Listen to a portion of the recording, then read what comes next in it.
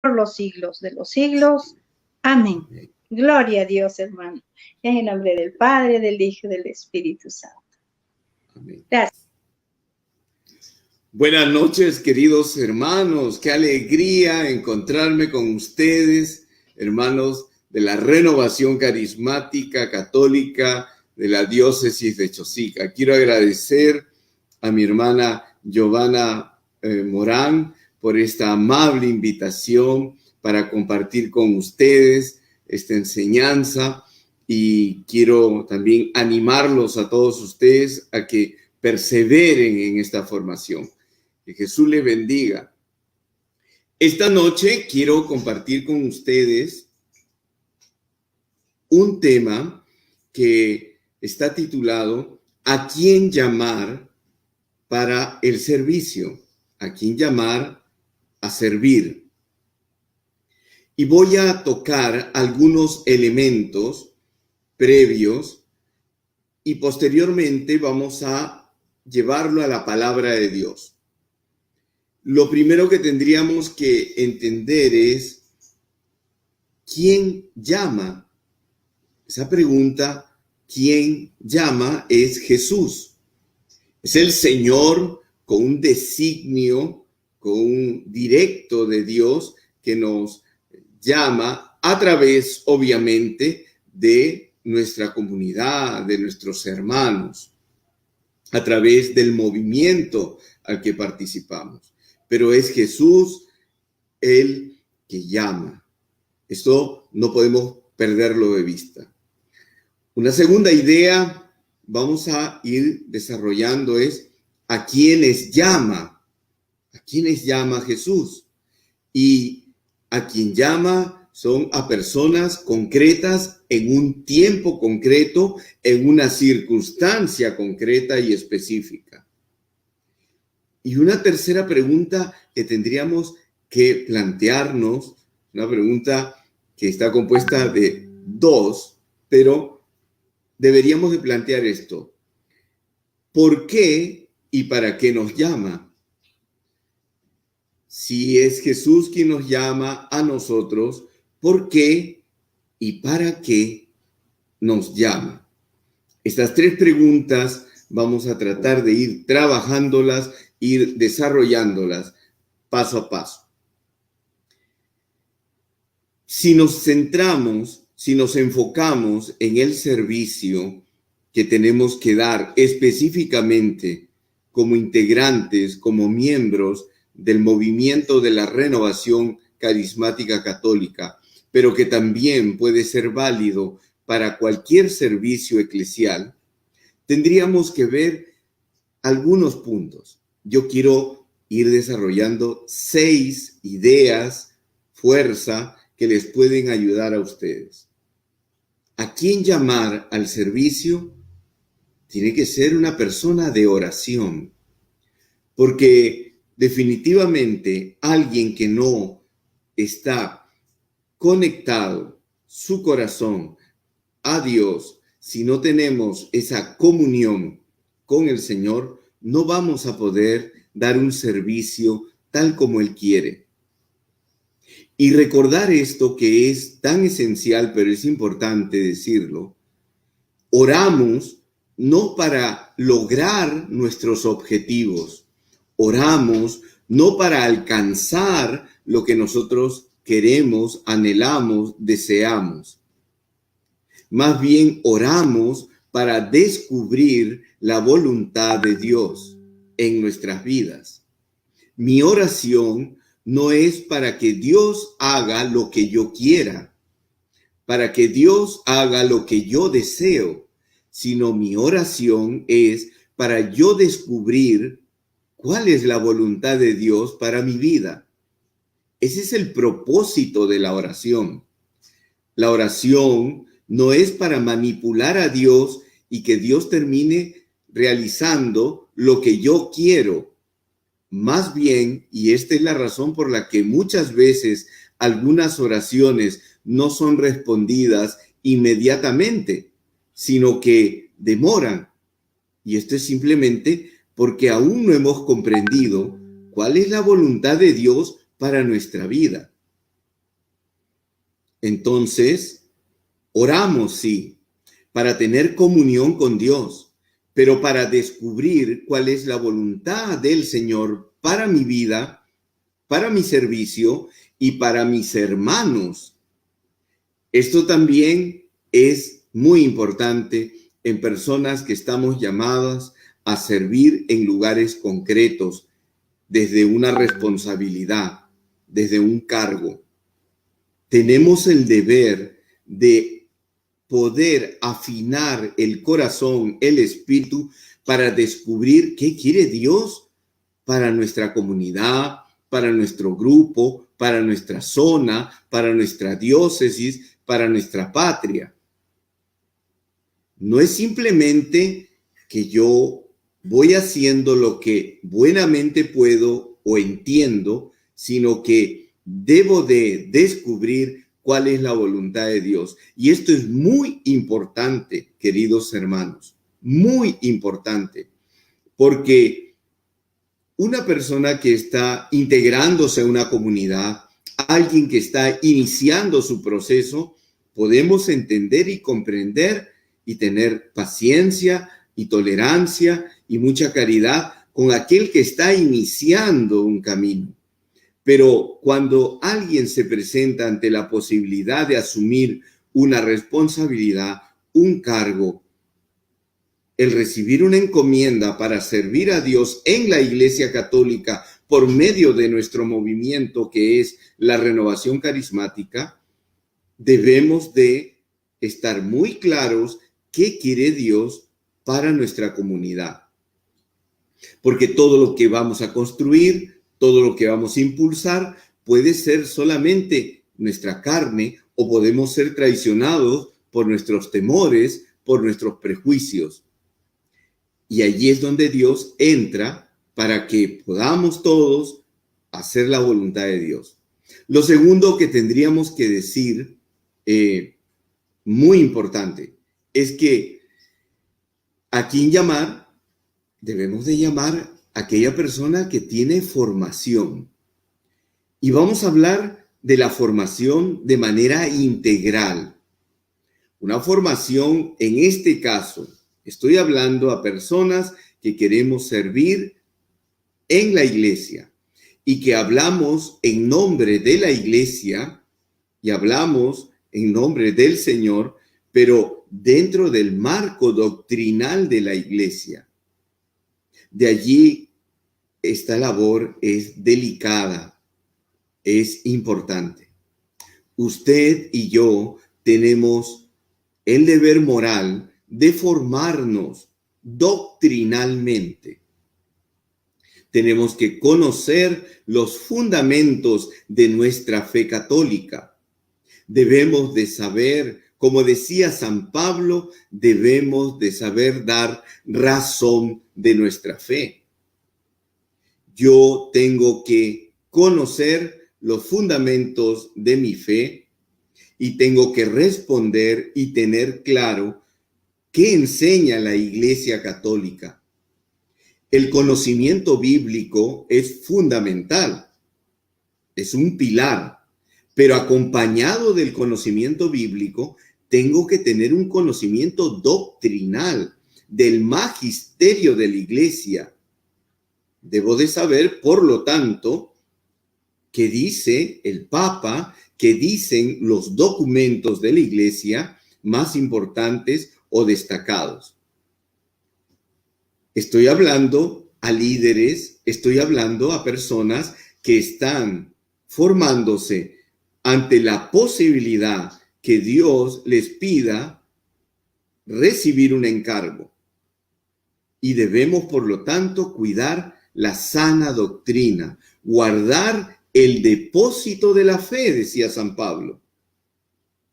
Y por eso nosotros deberíamos de, aparte de nuestra identidad en el movimiento, nuestra identidad carismática, conocer también los fundamentos de la doctrina de la Iglesia. Le animo a que usted empiece a hacer un camino de profundización. Pero también tenemos que tener una formación que sea humana.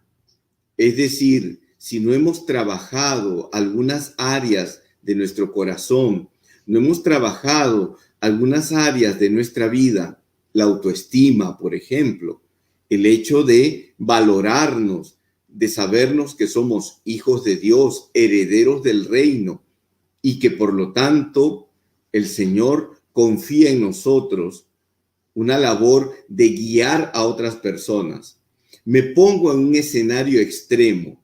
Imagínese una persona que tiene que asumir un liderazgo, una formación, un papel, un rol de acompañar al pueblo de Dios, de guiarlo, y esta persona no ha trabajado su interior y es impulsiva, es impaciente y maltrata y no sabe expresarse de la manera correcta con sus hermanos, va a terminar lastimando a sus propios hermanos. De tal manera que yo tengo que trabajar mi interior también, una formación que me indique que yo tengo límites, que mi hermano, la otra persona, es un ser amado por Dios, es sagrado. Sí, porque Dios le ama. Jesucristo ha muerto y ha derramado su sangre por esa persona, la cual yo tengo que respetar profundamente.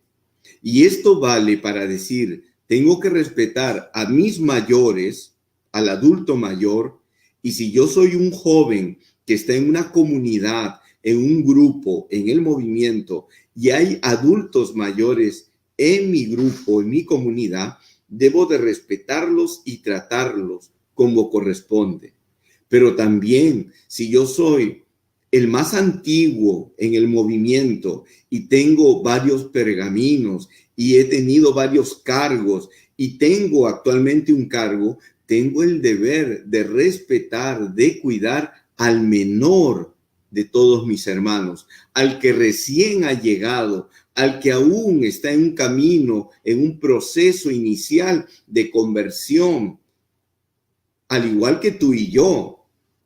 Porque tú y yo también estamos en un camino y en un proceso de maduración espiritual. Y tú y yo estamos en un proceso de acercarnos cada vez más al Señor.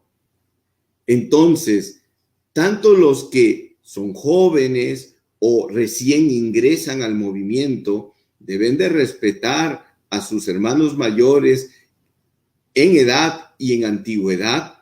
Y los mayores, los que tenemos mayor experiencia, aquellos que Dios nos ha puesto en un lugar de privilegio en el sentido que hemos sido llamados no por nuestros méritos, sino por pura misericordia, y Dios nos ha puesto en un lugar especial para guiar a su pueblo, tenemos el deber de tratar con respeto, con amor, hasta el más pequeño de sus hijos. Recuerden lo que dijo Jesús: cuando ustedes hagan esto por el más pequeño de mis hijos, a mí me lo hicieron. Entonces, mi mayor tentación, si yo soy una persona que no he trabajado mi interior, es decir, bueno, es que yo soy el responsable del grupo y acá se hace lo que yo digo. ¿Por qué? Porque soy el responsable, porque soy el coordinador, porque yo soy el más antiguo, porque yo soy el que predica, porque yo soy el que tiene títulos universitarios, académicos. Si yo no he trabajado mi interior, si no he visto mi corazón, si no me he confrontado, si mi autoestima me traiciona y siento que si hay otras personas que comienzan a destacar o a ser más talentosas que yo y mi inseguridad me lleva a ponerles un freno, tiene que ser, por lo tanto, la persona que va a estar al frente, que ha sido llamada al servicio, una persona que está trabajando su interior, que tiene una formación interior, y que si hay algunos puntos, porque nadie es perfecto, porque tú y yo también tenemos que sanar nuestro corazón. Entonces, con humildad, con toda humildad nos acercamos a Dios y le pedimos su auxilio. También deberíamos de tener Y en estos tiempos particularmente, yo les exhorto en el nombre de Jesús y les animo y con entusiasmo les digo, yo les exhorto a lo siguiente. Deberíamos de tener una formación básica, elemental en la tecnología. Actualmente, estos tiempos lo requieren. Yo sé, a varios de nosotros desconocíamos manejar redes sociales, desconocíamos manejar ciertas herramientas digitales que tal vez estaba solamente circunscrito para un grupo de personas que habían trabajado, que se habían especializado. Y los demás hacíamos nuestra vida cotidiana. Y de un momento a otro nos vimos confrontados en que teníamos dos alternativas: o nos quedábamos paralizados, estáticos, esperando que todo se resuelva y mejore, o nos poníamos en marcha a caminar. Fíjese, este domingo en el Ángelus, el Papa Francisco acaba de recordarnos una vez más, porque ya lo ha dicho muchas veces, que él anima a que los miembros de la iglesia salgan. Y no está hablando de salir a las calles, está hablando de la actitud evangelizadora. ¿Y cómo un bautizado, tú y yo, vamos a salir a evangelizar? Pues en estos momentos tan difíciles, como lo estamos haciendo en este preciso instante, a través de estos medios, de redes sociales, de estas herramientas tecnológicas. Es que no nos podemos quedar pasivos. Y alguien que está llamado en este tiempo, en el siglo XXI, debe de tener un conocimiento básico, elemental. De allí que yo le animo a que pregunte, que busque ayuda, que trate de aprender, o en su defecto, si acaso usted no pudiera hacerlo por sí mismo, pedir a alguien que le acompañe, le ayude en este servicio específico. Pero no descarte las redes sociales. Le repito, el Papa Francisco ha sido enfático este domingo en el Ángelus. Y creo que es un llamado de Dios para estos tiempos. Coincidentemente, el Papa lo vuelve a recordar. El tercer punto, porque habíamos dicho el primero, llamar a alguien de oración. 2, a alguien que tenga formación. 3, a alguien que esté en comunión. La comunión es muy importante, porque los lazos fraternos de amor es lo que construye, es lo que edifica, es lo que da verdaderamente testimonio. Podemos tener puntos de vista diferentes, enfoques diferentes, experiencias diferentes, formación académica diferente, pero finalmente somos hermanos. Y quiero exhortarles a todos ustedes, porque potencialmente los que me están viendo en algún momento podrán asumir una responsabilidad y un cargo. Y eso estaría muy bien. Pero quiero recordarles esto. Nosotros somos hermanos. No existe alguien que es jefe y nosotros los que tenemos que obedecer y seguir de esa manera empresarial. El modelo secular del mundo no funciona dentro de el trabajo eclesial, pastoral. Nosotros somos hermanos y debemos de tratarnos como tal. Donde no uno impone, no uno doblega, no uno somete, o el otro se rebela, o el otro se resiente, o el otro termina yéndose. Es que no hemos comprendido que la comunión es fundamental. Y como laicos que somos, no podemos olvidar esta identidad. la identidad del laico. El Papa Juan Pablo II escribió un documento hermoso, Christi Fidelis Laicis. Creo que sería bueno volver a releer ese documento, porque nosotros debemos de situarnos en ese contexto. Nuestra identidad como bautizados, como laicos, que es diferente del que es religioso, sacerdote. Porque allí, en la línea jerárquica, el Papa, los obispos, el párroco, sacerdotes, hay una línea jerárquica. Pero la iglesia no es solo jerárquica, la iglesia también es carismática. Somos un cuerpo, dice San Pablo en la primera carta a los Corintios, capítulo 12, poderosamente utiliza esa analogía. La iglesia es un cuerpo donde estamos integrados y cada uno tiene una función y un rol que cumplir. Y ninguno puede rechazar al otro o tratar de prescindir del otro, porque cada uno tiene que cumplir ese rol. La comunión es lo que nos va a sacar adelante.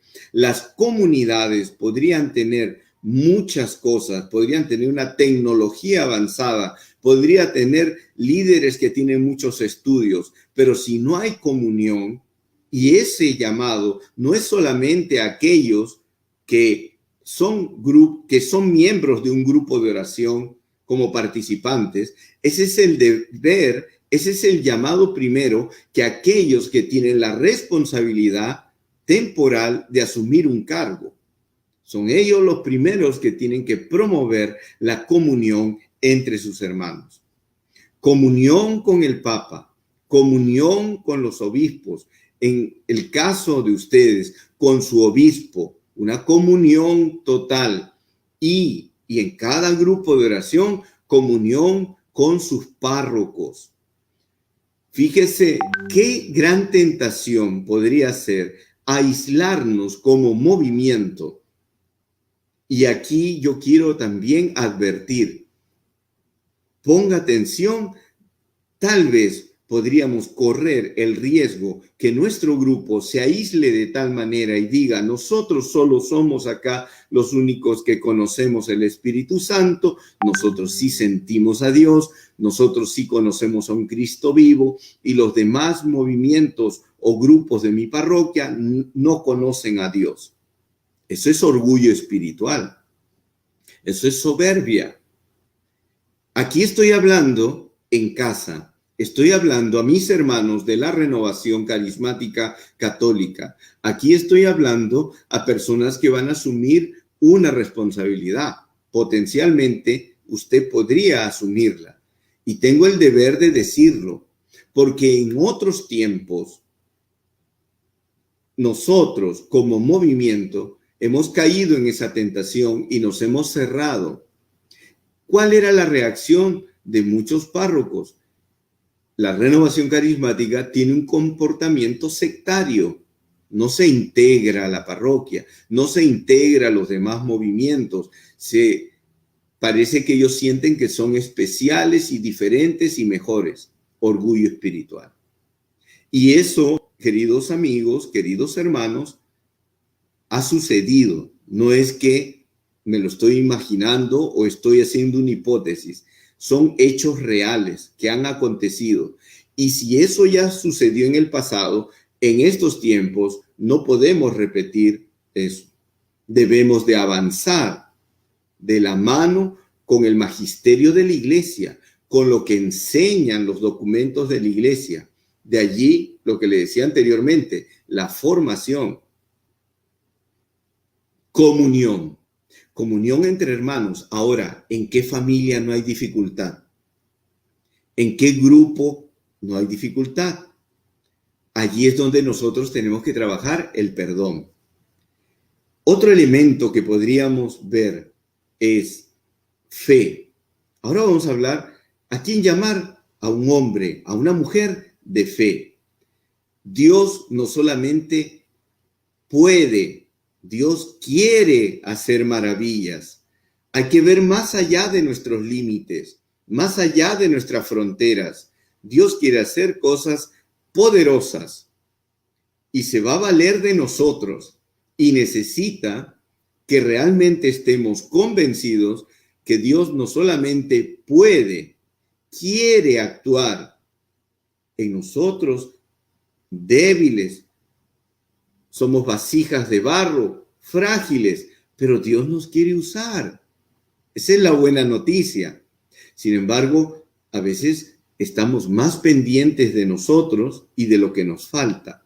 Por eso, un hombre, una mujer de fe, pero no solo fe en Dios, también es un hombre, una mujer de fe, porque tiene fe, porque cree en sus hermanos con los cuales va a trabajar, con los cuales va a convocar, los cuales van a ser parte de este sueño, de este trabajo apostólico, de esta bella obra de Dios, de construir el reino, de edificar el reino. Yo tengo que tener fe en las personas. ¿Cuál es el mayor tormento de un perfeccionista? Que solo yo soy el único que lo puede hacer bien y me cuesta trabajo delegar, confiar en otra persona, porque como yo soy el que tiene que hacerlo bien, me da miedo confiar en otros porque van a fallar. Es probable, puede ser. No todo es perfecto, puede acontecer. Y no hay que desanimarse y no hay que asustarse. Hay que tener fe en las personas. A veces los vemos muy jóvenes o los vemos mayores o los vemos inexpertos. Hay que tener fe. Sigamos. Amor. ¿A quién llamar? Una persona que está decidida a amar. Amar a Dios, pero amar al prójimo. Y el amor en el servicio se concreta específicamente de esta manera. Acompañamiento. Acompañar, estar allí con la persona para corregir cuando haya que corregir. Porque es el papel de alguien que va a asumir una responsabilidad, corregir. No esperar que la persona por sí misma descubra un día. Yo puedo orar, Señor, ilumínalo para que se dé cuenta que está cometiendo errores, que está fallando, que no está haciendo las cosas bien. Claro, a mí me toca orar, pero también si yo tengo responsabilidad sobre esos hermanos, me toca corregirlos. Y esto yo he visto muchas veces que las personas tienen esta tentación, aquellos que tienen un cargo, no les gusta corregir. Prefieren omitir, dejar pasar, no es correcto en la labor de Dios, porque dejar hacer, dejar pasar y esperar que todo se resuelva así con el tiempo y que con el tiempo las cosas mejoren y que Dios por allí haga algo con esa persona que no se está comportando bien, eso tiene un nombre. Está en el catecismo de la Iglesia Católica y que usted lo puede corroborar con un sacerdote. Cuando yo veo algo que no está bien, debo de corregir. Y si no lo hago, sabiendo que no es correcto, eso es pecado de omisión. Hasta allí llegamos. No solamente es un error, es un pecado de omisión. Yo tengo el deber de corregir. Si yo veo que en mi equipo de servidores hay una hermana que constantemente o un hermano que no está construyendo, no está edificando, está creando un conflicto, constantemente sus actitudes están dañándonos, nos están perjudicando, confunde a los miembros del grupo de oración, yo no solamente puedo mandar algunas palabras más o menos sueltas, debo de sentarme. Si soy el responsable del grupo, el coordinador de la comunidad, tengo que sentarme con esa persona y decirle, mirándole a los ojos, hermano, creo que esta actitud no está construyendo. Creo que debemos de mejorar. Es nuestro rol. Pero muchas veces no queremos ese momento porque es incómodo, por supuesto, porque nos vamos a sentir mal, por supuesto, y también puede ser porque la otra persona va a reaccionar y puede decirnos varias cosas. Claro que sí, pero si eres el que está a la cabeza, si tienes el cargo, si tienes la responsabilidad, tienes que hacerlo. No puedes esperar que todo se resuelva de manera espontánea. Pero no solo corregir, porque entonces vamos a ir en el rol, en el papel, como soy profesor, como vamos a decir a todos los que se portan mal, ya. No. Animar. El amor también es animar, impulsar, incentivar a los hermanos que me rodean. Pero hermanos que de repente tienen talentos. Entonces, ¿quién debe ser el promotor? El primero que debe impulsar el ministerio, el carisma, el servicio de un hermano en la comunidad, el que está al frente, el responsable, el coordinador. Pero a veces entendemos mal y decimos, mira, este hermano tiene talento. Veo esta hermana que tiene un talento, pero no se le vaya a subir. Sí, es verdad, lo hace bien, pero como que se puede faltar a la humildad. Entonces vamos a enseñarle a ser humilde y le damos. Y no estamos corrigiendo, simplemente lo tratamos de anular. Eso no es lo correcto. Yo tengo que ser el primero en ayudar, en impulsar el servicio de mis hermanos. Ese es el rol que usted debe tener. Pero usted me puede decir, pero hermano Willy, mire, es que esta persona me da miedo porque a veces como que solita ya corre. Yo le digo, puedes hacer y hace más cosas. Ya, ¿cómo se resuelve eso? Prohibiendo todo, que no se haga nada. No. Acompañamiento, lo dije primero. Le voy a poner un ejemplo. Disculpe el ejemplo, tal vez es un poco así tan casero, pero quiero compartirlo porque creo que cuando estuve orando, el Señor lo puso en mi corazón de manera espontánea. Imagínese usted en una casa, hay un niño que quiere meter los dedos en el enchufe, en un tomacorriente. Papá y mamá dicen, no lo hagas, pero el niño insiste. Entonces, papá o mamá dicen, vamos a resolver el problema. Cortamos la luz, bajamos la llave general y nos quedamos sin luz. ¿Esa sería la solución? ¿Cortar la luz para todos? Porque el niño... Alguien me podrá decir, Willy, ahora han salido unos aditamentos, unos elementos que podemos poner para proteger, para que los niños no metan los dedos en los enchufes. Y así mantenemos segura la casa, sobre todo mantenemos seguro al niño, su vida, y no se va a electrocutar. Puede ser una solución, pero no es la mejor. ¿Por qué? Porque si ese niño se va a otra casa, está en otro lugar, va a volver a hacerlo. ¿Cuál es la solución? ¿Cortar la luz? ¿Poner una cinta para evitar que el niño ponga los dedos allí? ¿Amarrarle las manos al niño, las manitos atrás para evitar que haga eso? No. ¿Cuál es la solución? La primera propuesta que les dije. Acompañamiento. Paciencia, estar cerca. Lo vas a hacer, pero lo vas a hacer conmigo. Mira, aquí hay un peligro. Vas a trabajar este proyecto pastoral. Lo vas a hacer, pero vamos a estar, me vas a rendir cuenta, me vas a decir cómo va. Quiero un informe detallado. Ese es tu rol. No cortarlo. No decir, no, es que hay peligros, hay esto, hay lo otro. Entonces, simple, resolvemos el problema prohibiendo todo. Eso no es acompañar, eso no es ser un verdadero hermano que tiene que ser llamado al servicio. Y el sexto elemento, el primero fue la oración, el segundo la formación, el tercero la comunión, El cuarto, la fe. El quinto, el amor. El sexto, la esperanza. La esperanza. Hay que tener esperanza en el futuro. Pero para tener esperanza en el futuro, se requiere que a la persona que se llame tenga visión de futuro.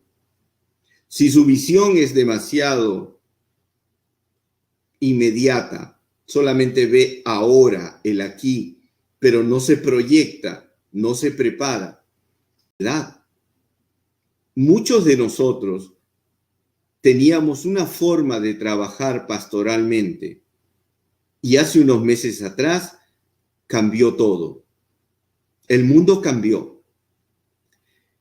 Y sería un grave error y un grave peligro esperar a que todo se mejore, todo se arregle para de nuevo retomar. Mientras tanto esperamos de brazos cruzados que todo se resuelva. No. Es que tenemos que proyectarnos qué viene a futuro. Tenemos que ver qué va a suceder en el futuro y tenemos que prepararnos para lo que vendrá, para de tal manera estar listos, precisos. Tenemos entonces que programar. Y eso indica volver a orar, sentarnos, planificar, escuchar a las personas, sobre todo aquellas que tienen más experiencia. Recuerde usted la parábola de las vírgenes prudentes que tenían las lámparas de aceite, pero tenían reserva. Sus lámparas estaban llenas, pero tenían reserva. Ellas fueron muy prudentes. Ellas vieron a futuro. Ellas dijeron, es que el novio puede demorar. El novio no dijo que iba a demorar.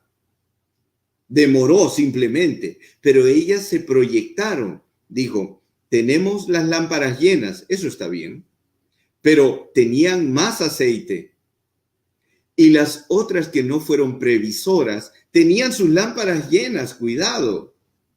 No es que estaban vacías, no es que no tenían las lámparas llenas, ellas empezaron igual, pero ellas no vieron el futuro, no se adelantaron, no vieron con esperanza. Estaban tan pendientes de lo que pasaba hoy que no trataron de mirar más adelante. Y una persona que sirve a Dios en la iglesia tiene que tener esa mirada profética. Lo decía Pablo VI, es necesario tener profecía en la mirada. Hay que ir más allá. Es nuestro deber. Yo no quiero cargarles el corazón. No quiero desanimarlos. Quiero decirles la verdad. Esto es lo que Dios está esperando de ti y de mí. Y por eso quiero presentarles el texto de Lucas capítulo 5. Usted conoce el llamado, los primeros llamados, los apóstoles. Lucas 5, 1 y siguientes. Lo voy a leer y ustedes después vamos a ir paso a paso deteniéndonos en algunos elementos. Estaba Jesús en cierta ocasión a la orilla del lago de Genesaret y de repente se juntó un gentío para oír la palabra de Dios. Vio entonces 2 barcas a la orilla del lago. Los pescadores habían desembarcado y estaban lavando las redes. Subió a una de las barcas, que era de Simón, y le pidió que la separara un poco de tierra. Se sentó y enseñaba a la gente desde la barca. Cuando terminó de hablar, dijo a Simón, rema hacia adentro del lago y echen las redes para pescar. Simón respondió, Maestro, estuvimos toda la noche intentando pescar sin conseguir nada, pero solo porque tú lo dices, echaré las redes. Lo hicieron y capturaron una gran cantidad de peces. Como las redes entonces se rompían, hicieron señas a sus compañeros de la otra barca para que vinieran a ayudarlos. Vinieron y llevaron y llenaron tanto las 2 barcas que casi se hundían. Al ver esto, Simón Pedro se postró a los pies de Jesús diciendo: apártate de mí, Señor, que soy un pecador. Pues tanto Pedro como los que estaban con él quedaron asombrados por la cantidad de peces que habían pescado. E igualmente Santiago y Juan, hijos de Zebedeo, que eran compañeros de Simón. Entonces Jesús le dijo a Simón: no temas, desde ahora serás pescador de hombres. Y después de arrimar las barcas a tierra, dejaron todo y lo siguieron. Yo le animo a que usted durante estos días lo vuelva a leer y que ore con este texto, que lo lleve al momento de oración, que lo lea una y otra vez y lo vuelva a poner en oración. Y deje que la palabra le hable a usted y usted identifíquese con los personajes que están allí, con las personas que están allí. Estamos llamados a escuchar. Jesús le dice a Simón Pedro, elige la barca de Simón y le dice: ponte en la orilla, voy a predicar desde allí. De todas las personas que estaban allí, quien escuchaba más fuerte la voz de Jesús era Simón Pedro. Jesús quiere que tú sepas que cuando Él te llama es porque Él quiere que escuches su voz. De todas las personas, el que mejor escuchaba a Jesús era Simón Pedro, porque Jesús estaba en su barca.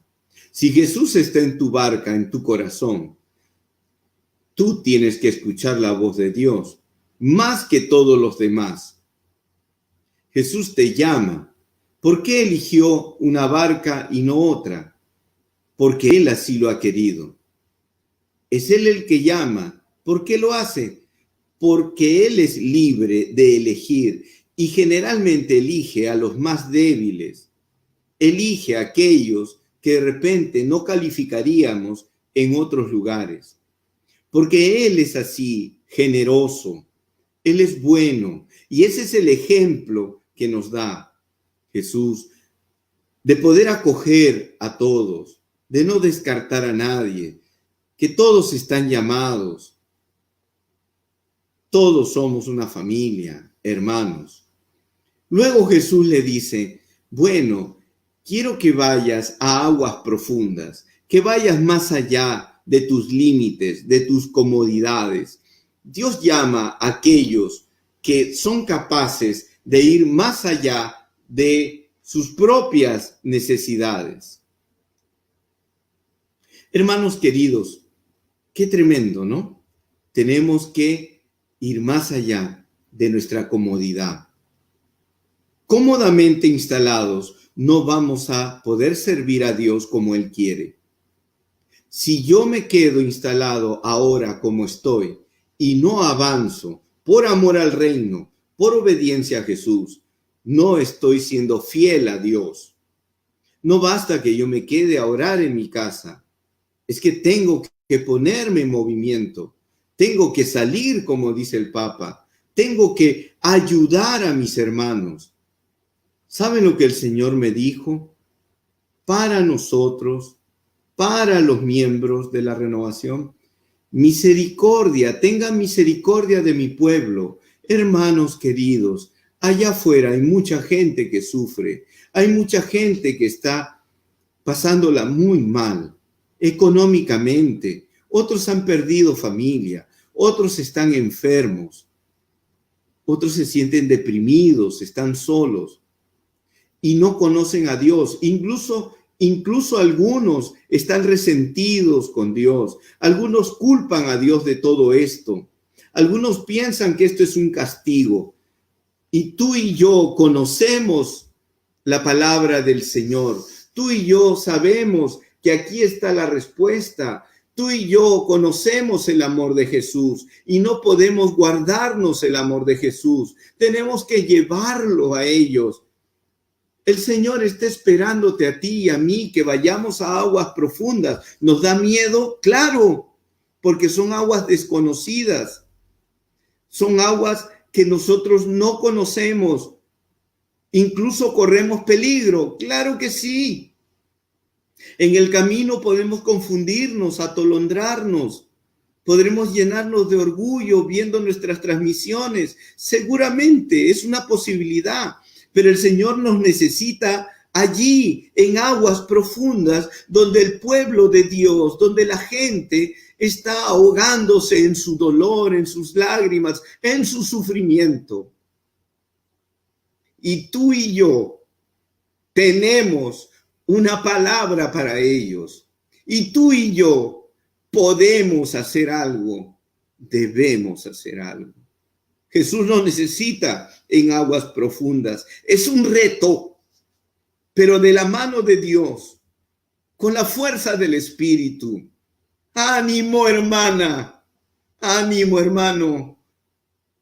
Verás que el Señor te acompañará y remando fuerte hacia adentro, alcanzaremos a tantas personas que necesitan escuchar su palabra. Es interesante cómo Simón Pedro le dice, nosotros intentamos pescar, pero nos fue mal. Ellos habían fracasado. Jesús le pide a unas personas que han fallado, que han fracasado en la pesca, les dice, vamos a pescar. Porque el Señor ve más allá de tus límites. Simón Pedro se hacía el que lo sabía todo. Él dice, mira, maestro, nosotros ya intentamos todo. Ya hicimos una cosa, ya hicimos otro plan pastoral, ya intentamos esto y aquello. Sí, pero ahora yo vengo en la barca. Yo vengo contigo, yo estoy en tu corazón. Ahora ya no lo estás haciendo sola, solo. Ahora tienes que estar conmigo. Estás remando conmigo en la barca. Antes era tu orgullo, tu autosuficiencia, tu deseo de figurar, tu deseo de que tu nombre quede grabado para la posteridad, para que te recuerden como el mejor responsable, el mejor coordinador, el más exitoso. No, el Señor necesita que tú conozcas esa área de tu vida, también el fracaso, haber caído, pero te levantas. Porque a veces el Señor necesita un corazón moldeado, humilde, no aquel que se cree santa, santo, sino aquel que sabe que todo es misericordia de Dios, por experiencia, no porque lo tiene que decir. Por experiencia. Y luego Jesús va claramente a poner una diferencia, porque Simón Pedro le dice, nosotros ya intentamos pescar. Claro, nosotros lo hacemos de esta manera, pero Jesús le dice, ahora lo van a hacer a mi manera, de otra forma. Tienes que reaprender. Tienes que reaprender, sí. Antes lo hacíamos de una forma. Antes íbamos a un local físico para recibir una separata, para recibir un photocheck, para recibir un solapín con nuestro nombre. Íbamos a un lugar, escuchábamos la charla. Esa era la manera que lo hacíamos. Ahora el Señor dice, tienes que reaprender. Hay otra forma de pescar. Hay nuevas formas. No, Señor, es que yo quiero seguir pescando como antes. Es más, yo estoy esperando que todo cambie para seguir con lo mío. No es el espíritu del evangelio. No es lo que Dios quiere de ti. Tienes que reaprender. Y es valiente Simón Pedro, porque dice, mira, lo intentamos, pero en tu palabra, ahí está el secreto. En tu palabra lo vamos a hacer. Escucho la palabra y también leo la palabra.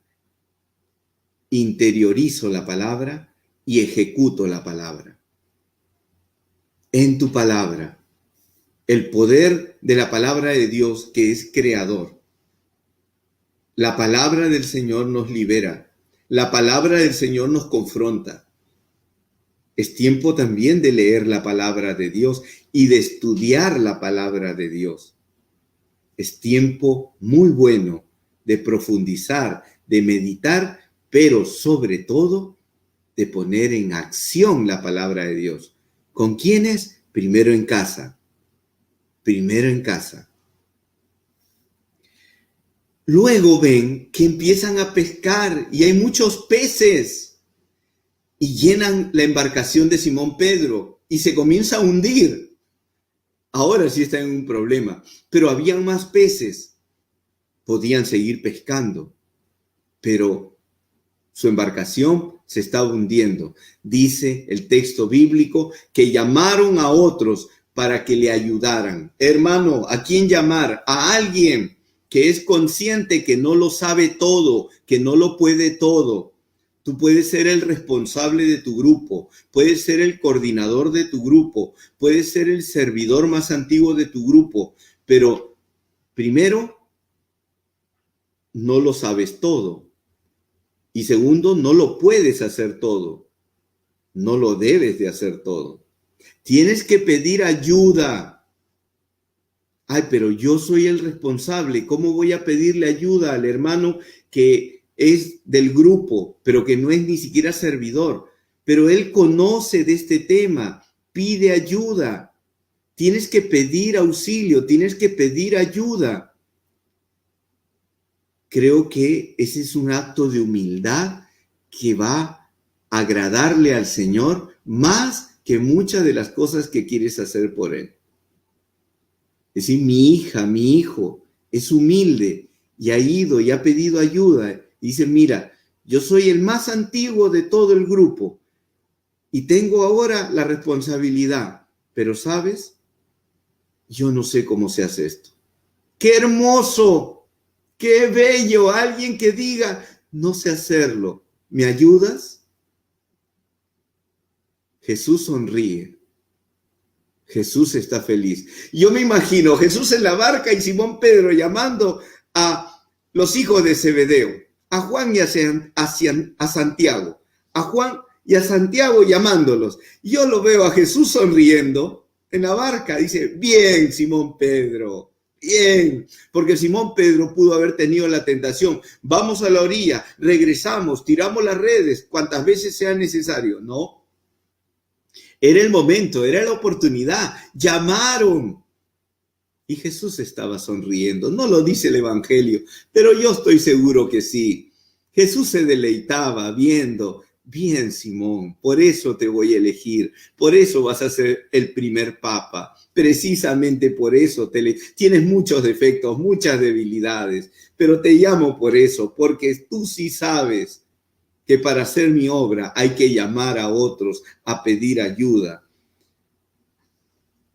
Hay que reconocer nuestros límites. Pero Simón Pedro dice, soy un pecador, apártate de mí. Pero Jesús le dice, mira, es tiempo, te voy a dar una misión. Te necesito. Jesús sabe tu pasado, sabe tus errores, sabe que te has equivocado. Y no hay que tener vergüenza de pedir perdón. Y no hay que ser tan orgullosos de no perdonar. Jesús perdonó y le dio la oportunidad a Simón Pedro. Simón Pedro ya estaba listo para una nueva misión. Le dice, no tengas miedo, no temas. Sé de tus debilidades. Te conozco. Jesús conocía, podía leer el corazón de Simón Pedro. Te estoy llamando sabiendo cómo eres, sabiendo que todavía no eres lo que yo quiero que seas. Todavía estás en camino, pero te estoy llamando. Confía en mí, no tengas miedo. Digas, es que Señor, yo no sé, soy muy nuevo. Acá hay hermanos que saben más que yo. Acá hay hermanos que son más capaces. Acá hay personas que hablan más bonito que yo. No tengas miedo. Señor, es que yo he fallado. Yo tengo mucho orgullo. Yo tengo mucha soberbia. Yo lucho con eso. No tengas miedo. Te estoy llamando yo. Ya estás lista. Ya estás listo. Ahora te voy a dar una nueva misión. Vas a pescar hombres. Pero me gusta esta parte, porque dice, eres pescador, pero ahora serás pescador de hombres. Jesús no descarta el talento natural de la persona. Simón Pedro era un pescador, pero Jesús no anula y le dice, mira, acá tu saber como pescador ya descártalo. Ya, lo que tú has estudiado en tu universidad, acá no, acá solamente vamos a alabar, vamos a orar, vamos a ser todos iguales, humildes. No, cuidado, no se equivoque. Jesús está llamándolo. La profesión de Simón Pedro era pescador. Y Jesús le dice, ahora voy a potenciar tu talento, voy a potenciar tu profesión. Ahora vas a ser pescador de hombres. Entonces, si usted es maestro, ese don que usted tiene tan hermoso de educar, lo va a poder y debe de usarlo al servicio de Dios en la extensión del reino. Si usted conoce de computación, usted conoce de esto, ese don lo tiene que poner al servicio de la evangelización. Si usted planifica muy bien, ese don. Si usted es un contador, pues esa carrera no es un estorbo, es una ayuda. Dios no te va a pedir que dejes eso, Dios te va a decir, usando eso vas a hacer algo nuevo. Dios te usa con tus talentos, con tu historia personal.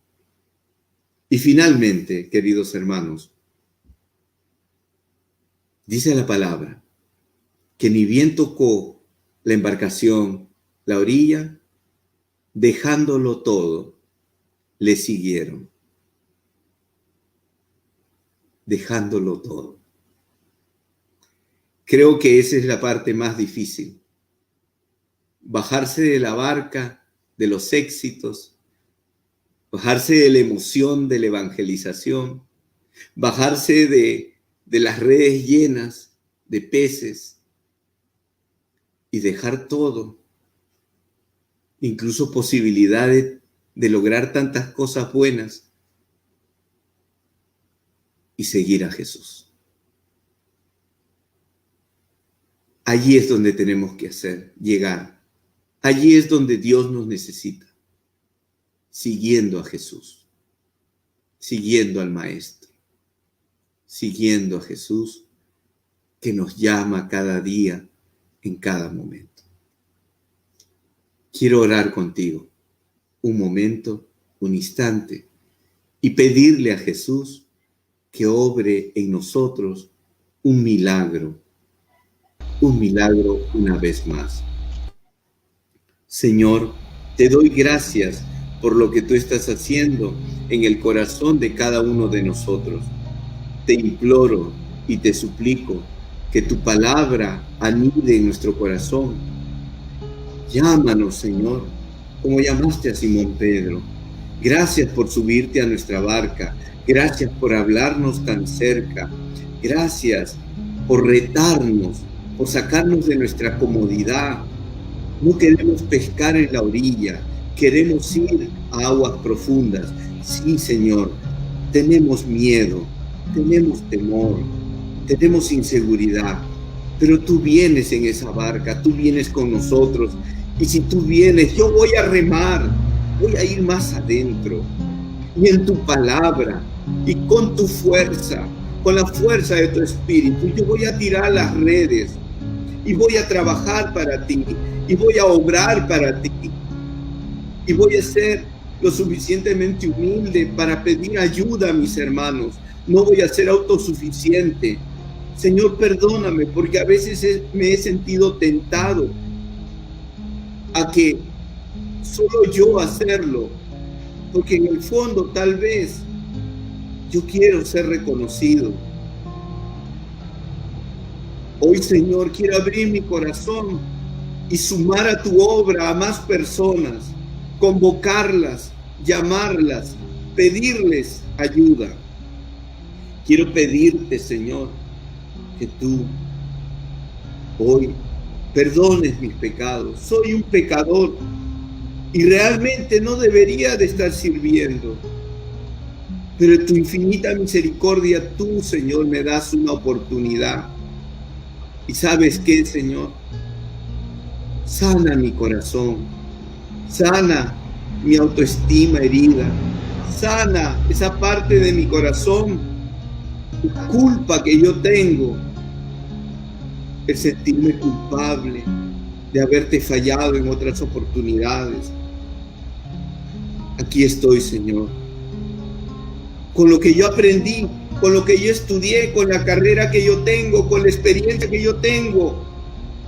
Porque si no tengo una carrera, pero tengo una experiencia de vida, si eres una ama de casa o eres una persona que tiene un oficio, no es que estoy diciendo que tienes que tener un título, estoy diciendo que tu experiencia, lo que tú sabes, Dios no lo descarta, sino lo necesita para la obra.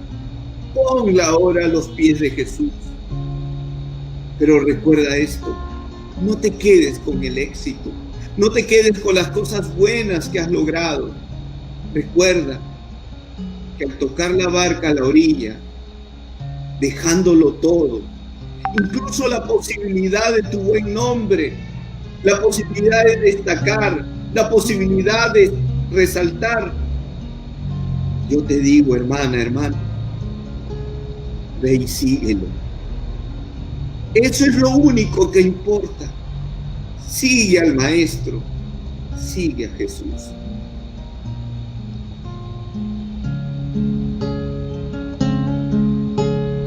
Toma mi vida entera, tómame tal como soy, tómame, tómame, tómame, Señor.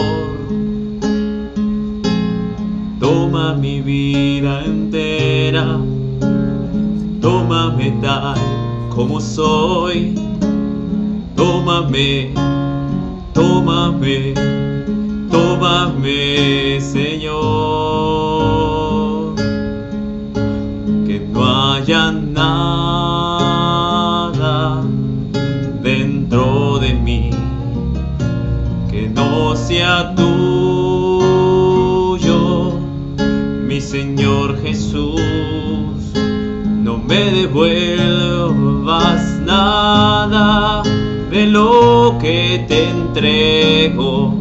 Te quiero a ti, tan solo a ti, solo a ti. Que no haya nada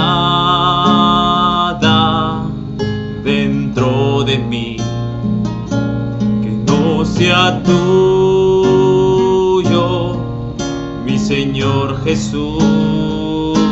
No me devuelvas nada de lo que te entrego. Te quiero a ti, tan solo a ti, solo a ti. Te quiero a ti, tan solo a ti, solo a ti, Señor Jesús. Te damos gracias, Señor. Gracias porque la divina providencia ha permitido que hoy se inicie esta formación en la fiesta de ese pequeño fraile capuchino, San Pío de Pietrelcina, humilde, dócil al Espíritu, entregado al servicio. Bajo tu amparo e intercesión, San Pío de Pietrelcina, todos mis hermanos que quieren servir.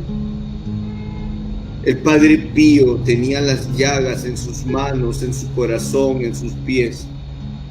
Era una señal de ese Cristo sufriente. Era un signo aquí. Jesús te necesita a ti y a mí como testimonio. Gracias, Señor, por tu llamado. Aquí estamos, Jesús. Gracias por lo que tú has hecho esta noche. Gracias por tu misericordia, por tu amor y tu bondad.